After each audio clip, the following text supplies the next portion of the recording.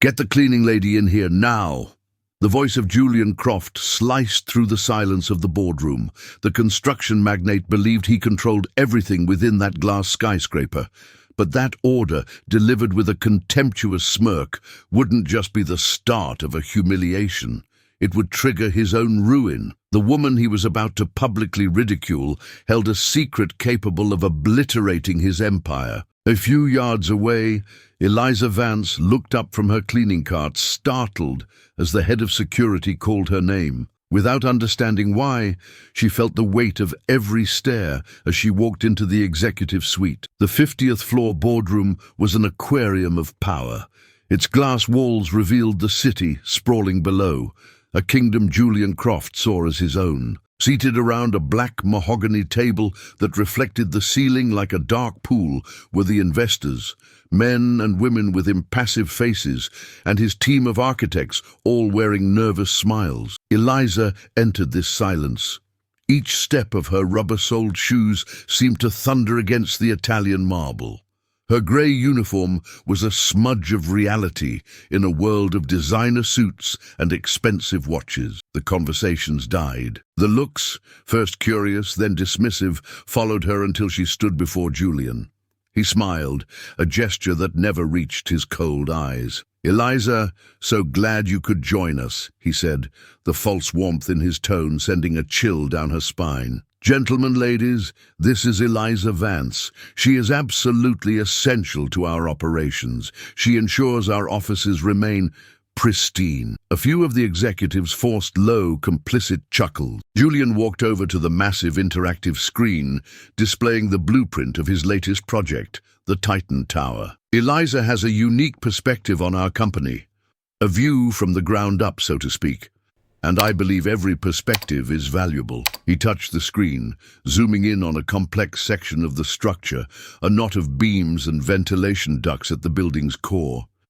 It was a revolutionary design, the heart of the tower's sustainability system. "Eliza, come closer, please. Don't be shy." He gently pulled her by the arm, positioning her in front of everyone. The humiliation was a dish served hot, and the audience watched in suspense. "Look at this," Julian said, pointing to the junction. "Our engineers spent months on this. Tell me, with your expertise in cleaning difficult corners, does this look strong to you? Do you think it will hold up under pressure?" The venom in his voice was palpable. The question hung in the air, absurd and cruel. Julian's architects shifted in their seats, avoiding her gaze. The investors, led by the serious Isabel Davenport, who remained silent, observed the scene as if it were theatre. Eliza didn't look at Julian. Her eyes locked onto the screen, and the world around her vanished. That wasn't just a drawing, it was her soul, stolen and disfigured. It was the project she had spent sleepless nights creating, a concept she had submitted to the company years ago, only to receive a cold rejection letter. There it was, presented as Julian's masterpiece. But it was wrong. In simplifying her design to cut costs, they had created a catastrophic flaw.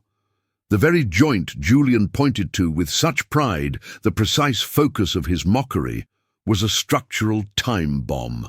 The pressure from high-altitude winds, a detail her original design compensated for with a unique dispersion system, would overload that exact point in less than a decade. She traced the lines with her gaze, her brain working at high speed. Her silence stretched. 1 second, 10, 30. The atmosphere in the room shifted, the mockery soured into uncomfortable tension. Eliza's silence wasn't that of an ignorant woman, it was that of a judge. Julian felt the change. The power was slipping from his grasp. The humiliation he'd orchestrated was backfiring, making him look like a fool trying to get a response from a statue. "What's wrong, Eliza? Cat got your tongue?" he snarled, his patience wearing thin. "It's a simple question. Tell our important guests what an ordinary person thinks about the future." Eliza's face remained a mask of calm. She lifted her eyes from the screen and for the first time looked directly at him. There was no fear in her gaze, only a coldness that disarmed him. The lack of a response was the final affront. To regain control, Julian decided to double down, turning the moment into a spectacle of his own arrogance. He turned to the investors with a broad, confident smile. "You know what? The genius of this project is undeniable. So undeniable that I'm going to put my money where my mouth is." He strode back to the head of the table, the center of attention once more. "I issue a challenge, right here, right now, in front of all of you.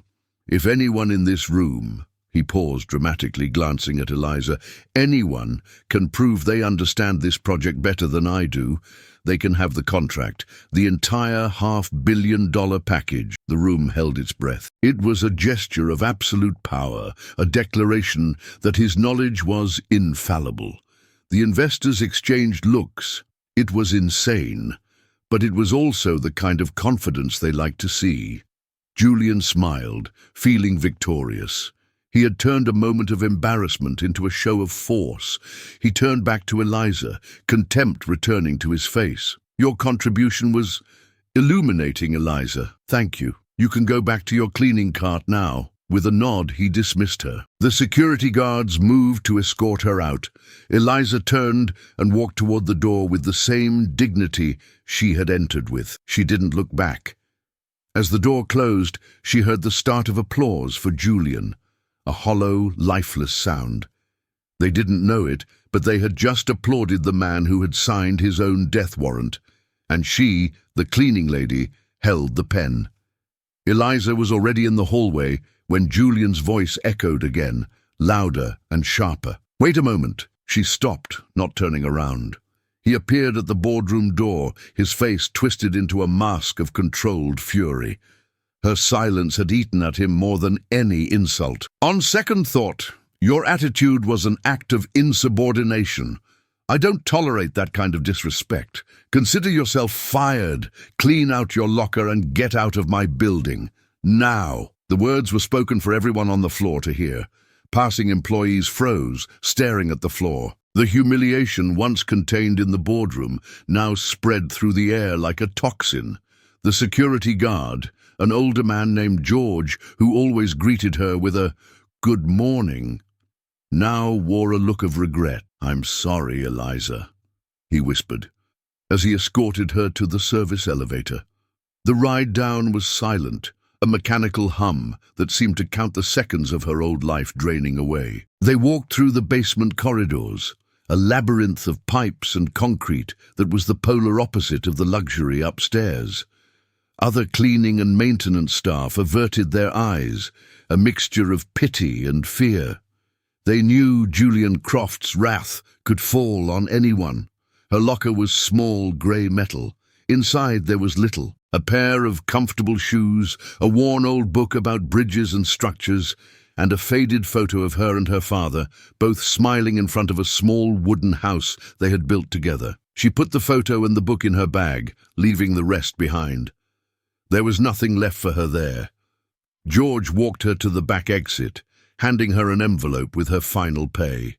He said nothing, just gave a solemn nod, a gesture of silent respect. Eliza stepped out into the cold afternoon air. The sun glinted off the Titan Tower, turning it into a spear of light that hurt her eyes.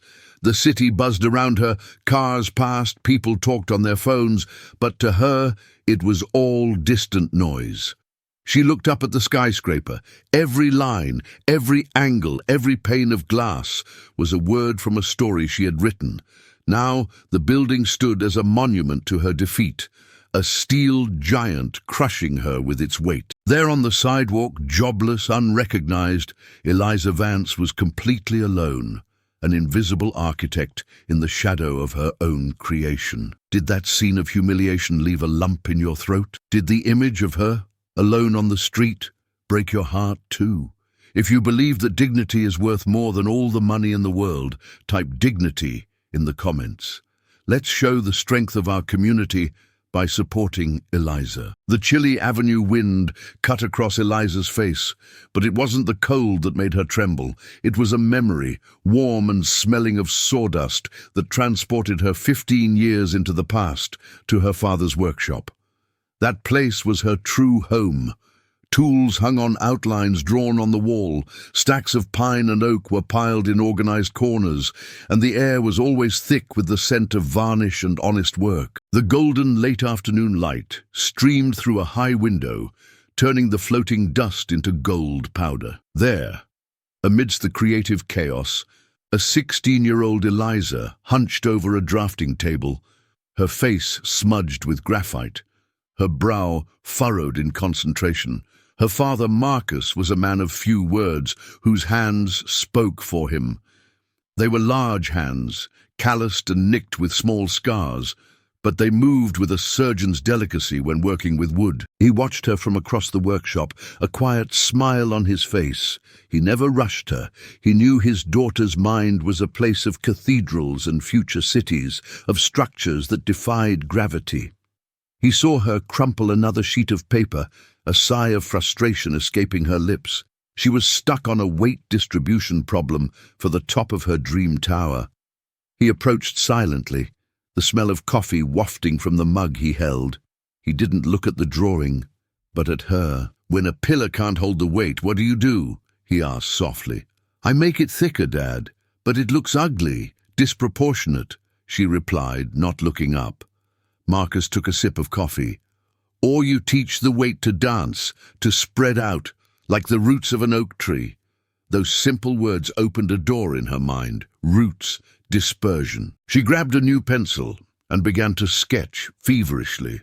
No longer a pillar, but a web of thin, elegant supports that intertwined, distributing the load in an organic and beautiful way. The solution was brilliant. After nearly an hour of silence, she finally looked up, exhausted and triumphant. It was then she saw what was on Marcus's main workbench, covered by a cotton cloth. "I was waiting for you to finish," he said, his eyes shining with pride. He pulled away the cloth. On the wooden workbench was her building, in miniature, a perfect model carved from different shades of wood, capturing every curve, every impossible angle she had imagined. The base was dark oak, solid and secure. The tower, made of a light pale wood, truly seemed to scrape the sky. It was the Titan Tower, before it had a name, before it was stolen. It was her dream, made tangible in her hands. Tears welled in Eliza's eyes as she touched the smooth surface, feeling every detail her father had recreated with such love. He placed his large, warm hands over hers. "This," he said, his voice thick with emotion, "is what you have in here." He tapped her forehead with his finger. "It's big, Eliza. It's genius. And it's going to scare small-minded people." He made her look into his eyes, the seriousness on his face engraving every word into her soul. "Never let anyone diminish the greatness of your ideas, sweetheart. Promise me." "I promise, Dad," she whispered. The horn of a bus snapped Eliza back to the present. She was sitting at a bus stop, the city sky turning purple with twilight. The sting of humiliation was still there, but now, beneath it, something stronger began to burn. The promise, the memory of her father, the weight of the model in her hands. Julian Croft hadn't just fired her. He had insulted her father's legacy. He had diminished the greatness of her ideas. And for that, Eliza decided in that instant he would pay dearly. Eliza's apartment was small, but impeccably organized, a sanctuary of simplicity that contrasted sharply with the grand ambitions of her designs. But that night, the small dining table was transformed into a war room. She opened a large wooden chest at the foot of her bed, a graduation gift from her father. The smell of old paper and ink rose up, the scent of her forgotten dreams. With reverent care, she removed the rolls of vellum, the hand-drawn blueprints, the notebooks of structural calculations.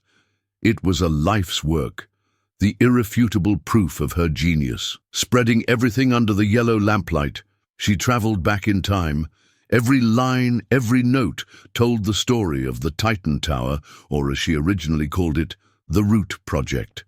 The name was a tribute to her father's inspiration. She booted up an old computer, its processor taking its time to awaken. As the machine warmed up, her fingers traced the lines of the original design. She found the exact point of that day's humiliation, the support core junction. In her project, it was a work of engineering art, a web of titanium ligaments designed to disperse the kinetic energy of the winds, ensuring the tower's flexibility and longevity for centuries. On Julian's screen, the web had been replaced by a crude, solid block. Cheaper, easier to build, but fatally rigid. They hadn't understood the dance. They had traded genius for convenience. Finally, the computer was ready. Eliza navigated through old folders, her heart pounding against her ribs. And then she found it. The folder was named The Big Dream. Inside, dozens of files, but one stood out. Root Project Master DWG. She clicked on Properties. The creation date, 6 years ago. The digital proof, immutable and absolute. A cold smile, the first in many hours, touched her lips. Just then, her phone buzzed on the table, an unknown number. She hesitated, then answered. Eliza, it's Leo Martinez.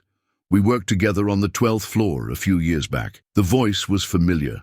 A junior architect, idealistic and talented, who had suddenly disappeared from the company. I heard what happened today, he continued, his voice low and urgent. I'm so sorry. That was a horror show.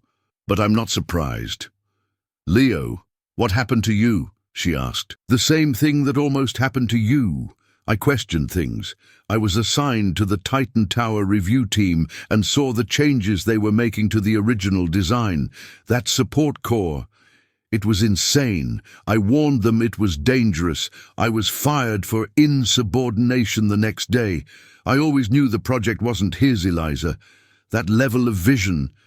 Julian doesn't have it, an ally, one who understood her language. He stole it from me, Leo, she said, her voice firm, and I can prove it. On the other end of the line, a sigh of relief and excitement. I knew it. Listen, he's throwing a launch gala in 2 weeks, the event of the year. All the press, all the investors will be there. It's the perfect stage. My cousin works for the event planner. I can get you an invitation. The plan began to form, the pieces clicking into place with architectural precision. She had the weapon. He was giving her the battlefield. Meanwhile, miles away, in an exclusive restaurant overlooking the city, Julian Croft raised a glass of champagne. A toast, he boomed to his team of smiling executives. To the Titan Tower, a monument to our vision, his vice president laughed. And a toast to the cleaning lady who almost spoiled the party, the look on her face. Priceless. Julian let out a loud, dismissive laugh. Her? Please. She's probably already looking for another mop to push. People like her are dust, Paul. You just blow, and they disappear. He took a long sip of his drink, the epitome of blind arrogance, completely unaware of the storm brewing in the small apartment across town. There. Eliza didn't hear the laughter. She was saving files to a small flash drive, printing the original blueprints, and placing everything in a black portfolio. Lastly, she took the small wooden model, her father's legacy, and set it beside the portfolio. It was no longer just a dream. It was a promise. And she was ready to keep it. 2 days until the gala. The stage for the final battle. But Eliza knew you don't win a war with a single attack. You have to test the enemy's defenses, find their weaknesses, sow doubt in their ranks.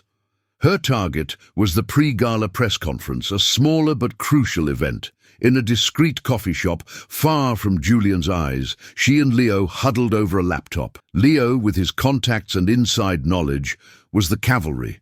Eliza was the strategist. The general. They'll screen questions from the major outlets, Leo said, stirring sugar into his coffee. We need someone hungry, someone who's not afraid to take a risk. And the question needs to be a guided missile, Eliza added. Technical enough that he can't bluff his way through it, and specific enough to expose that he doesn't know the fundamentals of his own project. For an hour she worked, drafting the perfect question. It wasn't an accusation. It was a scalpel. She handed it to Leo. Here, he will have no answer for this. Leo found his weapon in Camilla Navarro, a young reporter for a digital architecture blog who was fighting for a scoop. He caught her as she was leaving her office building. "I'm a source," he said without preamble. "Julian Croft is a fraud. The Titan Tower isn't his. I can't give you the whole story yet, but if you ask this exact question at the press conference tomorrow, he will fall apart in front of you. And when the truth comes out, the story will be yours." He handed her a slip of paper with Eliza's question. Camilla's eyes shone with a mix of fear and ambition. This was the chance of a lifetime. The next day, the conference room was packed, but controlled. Julian Croft was in his element, charming and eloquent at the podium, flanked by his chief architects. He fielded questions about economic impact, sustainable materials, the vision for the future. They were rehearsed answers, polished to a shine. In the audience, Isabel Davenport, the lead investor, watched with quiet satisfaction. Her project was in good hands. Then the microphone was passed to Camilla. She stood, her hands trembling slightly as she held the device. "Camilla Navarro, from Arch Today," she introduced herself, her voice steadier than she felt. "Mr. Croft, a technical question, if I may." Julian smiled indulgently. "Of course, Camilla. I love the details." "Mom, regarding the tower's harmonic damping system," she began, reading Eliza's words with surgical precision.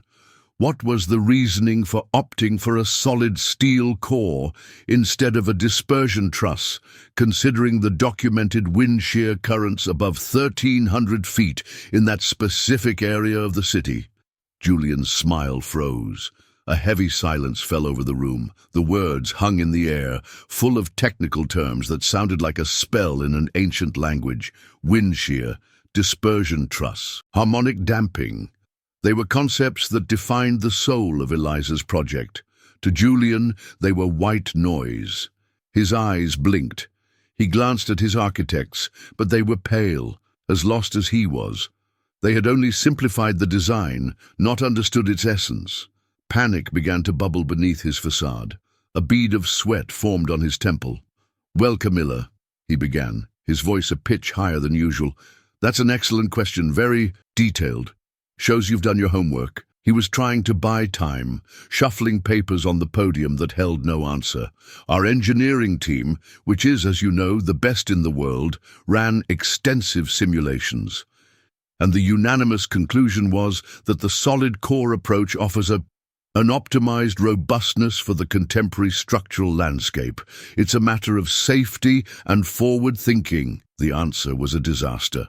A cloud of corporate smoke that said absolutely nothing. The more experienced journalists exchanged glances. Camilla, smelling blood, pressed on. "But could you be more specific about the shear factor, sir? Wouldn't the truss offer a more dynamic response?" Julian's patience snapped. "We've answered that question. The decision was technical and final," he said, his voice sharp. "Next question." But the damage was done. A murmur spread through the room. In the front row, Isabel Davenport hadn't moved, but her expression had changed.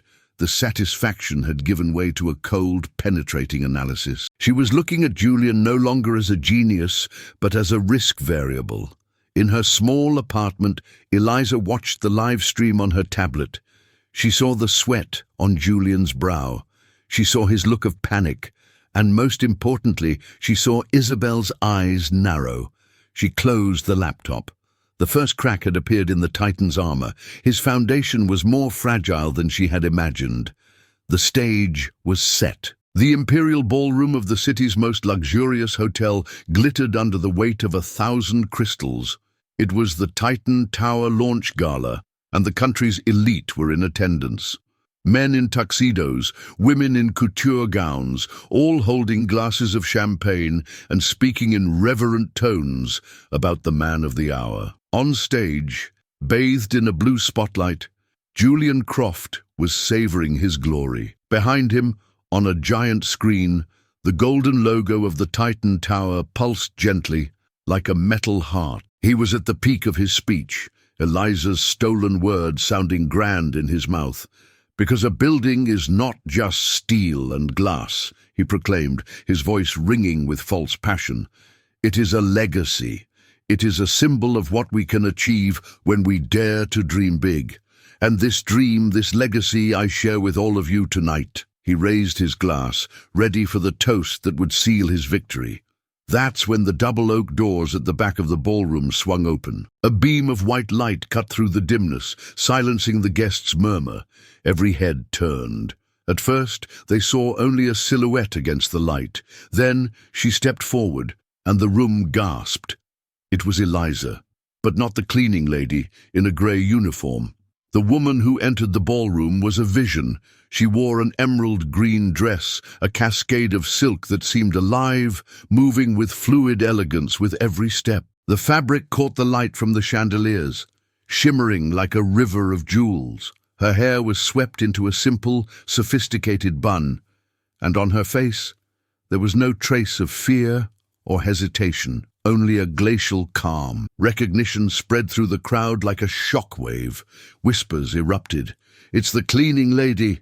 What is she doing here?" On stage, Julian's smile dissolved, replaced by a mask of incredulous fury. She began to walk. The sea of guests parted for her, creating an aisle down the middle of the ballroom. The only sound was the soft click of her heels on the marble floor, a steady, determined rhythm marching toward the stage. Two burly security guards moved to intercept her, but Julian, blinded by arrogance, raised a hand to stop them. He wouldn't let his thugs handle this. He would crush her himself publicly one more time.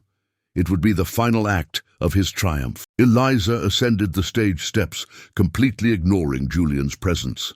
He hissed, "Get off my stage, now!" She walked past him as if he were invisible and stopped at the lectern where a laptop was connected to the giant screen. With a steady hand, she pulled a metal flash drive from a small, discreet velvet clutch. The gesture was so precise, so deliberate, that no one dared to intervene. She inserted it into the USB port. One click of the mouse. The golden logo of the Titan Tower vanished. In its place, a computer desktop appeared. She opened a folder. The Big Dream. One final click. The screen split in two. On the left, Julian's blueprint, the crude, simplified version. On the right, Eliza's, the original. A complex and elegant web of lines and calculations, visibly superior, more intelligent, more visionary. And then she moved the cursor to the bottom right corner of her project, enlarging a detail that made Julian's blood run cold. The digital signature and timestamp, Eliza Vance, created on April 17th, 2019, 6 years ago. An absolute heavy silence fell over the Imperial Ballroom. It lasted for 1, maybe 2 seconds. Then it was broken by a single sound, a collective gasp that seemed to suck all the air out of the room. And then, the storm. The flashes from the press cameras exploded, a volley of white lightning. And in the middle of the crowd, like an instinctive reflex, hundreds of cell phones rose into the air. The small red recording lights blinked in the darkness, turning every guest into a witness, every phone into a recorder of history.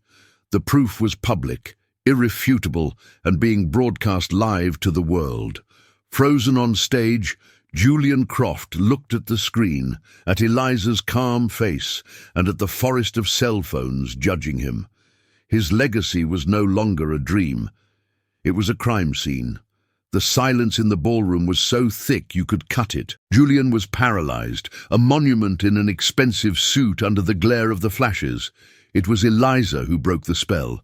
She stepped up to the microphone, and her voice, calm and without a hint of a tremor, filled every corner of the room. It was not the voice of a victim. It was the voice of a creator reclaiming her work. "My name is Eliza Vance," she began, and every cell phone recorded her words. "And 6 years ago, I created the project you see on the right. I called it the Root Project." She pointed to the screen. "What Mr. Croft has presented to you as the Titan Tower is not just plagiarism. It is a corrupted and dangerous version of my work. The change he made to the support corps," she paused, looking directly at the investors, "is not an innovation. It is negligence that compromises the long-term safety of the entire building. The accusation hung in the air, more devastating than theft. Now it was about lives, about liability. Julian finally exploded. He staggered to a backup microphone in the corner of the stage, his face red with fury and panic. "This is absurd, a blatant lie. She is a bitter ex-employee, fired for cause. She's trying to extort me." His voice was shrill, desperate. "Security! Get this woman out of here now! Remove her!" The guards took a step forward but then stopped, hesitant. Their eyes were not on Julian, but on Isabel Davenport, who stood motionless amidst the crowd, the true center of power in the room. And before any order could be followed, Eliza made her final move. With a calmness that bordered on majesty, she bent down and took the wooden model from her small bag. She placed it gently on the lectern, under the spotlight.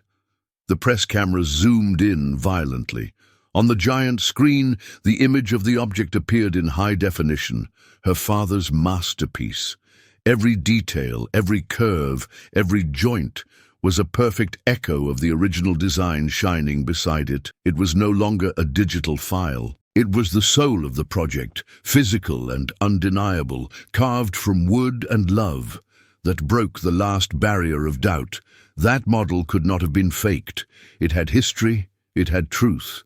It was then that Isabel Davenport acted. An aide quickly handed her a microphone. She didn't have to ask for silence. It was offered to her. Her voice, cold and precise as the cut of a diamond, sliced across the ballroom. "Mr. Croft," Julian turned to her, his face pleading. "I recall very clearly a meeting in your boardroom a few weeks ago," Isabel continued, each word landing like a hammer blow. "A meeting in which Miss Vance, here present, was brought in to be humiliated." The word shocked the audience. "And I recall, with even more clarity, a challenge you made, a gesture of confidence that I now see was one of boundless arrogance." She paused, letting him drown in the anticipation. "Your exact words were, 'If anyone in this room can prove they understand this project better than I do, they can have the $500 million contract.'" Isabel lowered the microphone for a moment, her gaze sweeping from Julian to Eliza. "Miss Vance," she continued, her voice now addressing Eliza with a new tone of respect, "has not only proven that she understands more.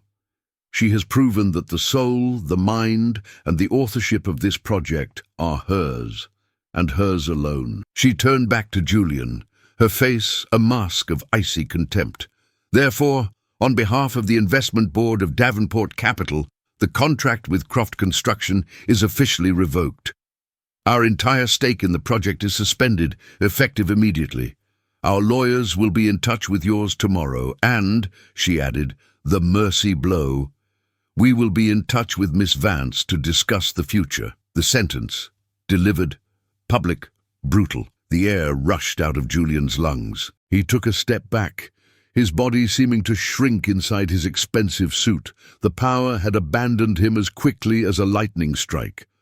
The journalists, once restrained, erupted into a chaos of questions, shouting Eliza's name. The guests, once Julian's sycophants, turned their backs on him, their gazes now fixed on Eliza, a mixture of admiration and awe. He was alone on his own stage, a human ruin under the lights that once celebrated him. Poetic justice had been served. The chaos in the Imperial Ballroom was total. Isabel Davenport's team, along with Leo, formed a protective barrier around Eliza, trying to guide her through the mob of reporters screaming her name. As they led her down a service corridor toward a private exit, she passed a small sitting room, its glass doors ajar. Inside, alone, was Julian Croft. He was no longer the titan, the magnate. Slumped in a leather armchair, his tie loosened and his face pale under the dim light, he looked like a hollow man, emptied of all his arrogance. Eliza stopped. "Just a minute," she said to Leo, her voice calm. She needed a final word, not one left by the crowd, but one she would write herself. She entered the room and closed the door behind her, muffling the noise from the hallway. Julian looked up, his eyes lifeless. There was a shadow of his former fury, but it died out, replaced by a bitter exhaustion. He looked as if he had aged 10 years in 10 minutes. "Come to savor the victory?" he asked, his voice hoarse, a mere whisper of his former command. Eliza didn't take the bait. She remained standing a few feet from him, her emerald dress a vibrant spot of life in the gloomy room. He let out a dry, humorless laugh. "I found your portfolio," he confessed, speaking to the floor. "In a dead file. Rejected projects from years ago. It was perfect. Genius." He finally looked at her, and for the first time she saw something beyond arrogance. A corroded envy. "I looked up your name, saw you were on the cleaning payroll. I thought you'd given up, that no one would ever know, that I could." He trailed off, unable to finish the sentence. "You're brilliant, Vance. I'm sorry." The apology was weak, a last pathetic effort to salvage a fragment of himself. Eliza listened in silence, absorbing not the words, but what was behind them, the emptiness of a man who only knew how to build with other people's bricks. When she finally spoke, her voice was devoid of hatred. There was only a final clarity, a lesson that needed to be said. "My father was a carpenter," she said softly. "He taught me that the value of any structure, no matter how tall or impressive, isn't at the top. It's in the foundation." She took a step forward, and he instinctively shrank back in the chair. "Your foundation, Julian, was always rotten, built on lies, on the work of others, on the belief that people like me are invisible. You didn't just steal my building. You tried to steal my father's legacy, my story, but a weak foundation can't bear the weight of the truth." She watched him for one last moment, a man buried under the rubble of his own character. There was nothing more to say. Justice had already been done outside. In here, it was just the stating of a fact. Eliza turned and walked toward the door. She didn't look back. She left Julian Croft behind, alone in the silent room, to sink into the ruin he himself had built. 1 year later, the air was not that of an opulent ballroom, but of a vibrant construction site, filled with the smell of wet earth and the promise of a new beginning. Dozens of journalists and community members were gathered under a tent. At the podium, no longer an intruder but the host, stood Eliza Vance. Beside her, smiling with genuine pride, was Isabel Davenport. The sign behind them didn't read Croft Construction, but Vance and Davenport Architecture. They weren't launching a tower for the wealthy, but laying the cornerstone for a community center with sustainable housing.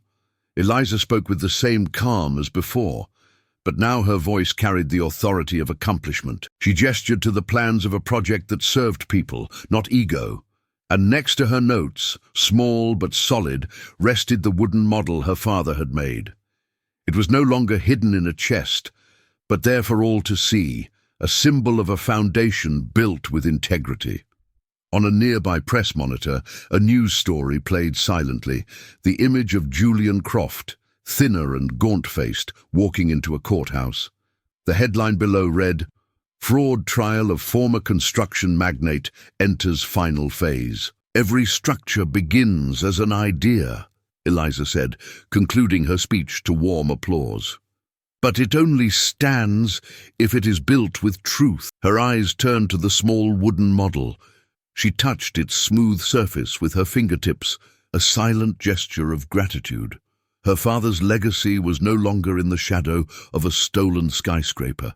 It was here, in the sun, serving as the foundation for a future that she, finally, was building with her own hand. If Eliza's story inspired you, and you believe that true strength comes from integrity, hit that like button to strengthen our message. I'd love to know where you watched this journey from. Comment the name of your city, because I make a point to read and reply to as many as possible. And so you don't miss any more stories of triumph that will have you hooked from start to finish. Subscribe to the channel. That's our mission. Don't go just yet. I prepared 2 other incredible comeback stories that are on the screen right now. Choose one and click, and I'll see you there.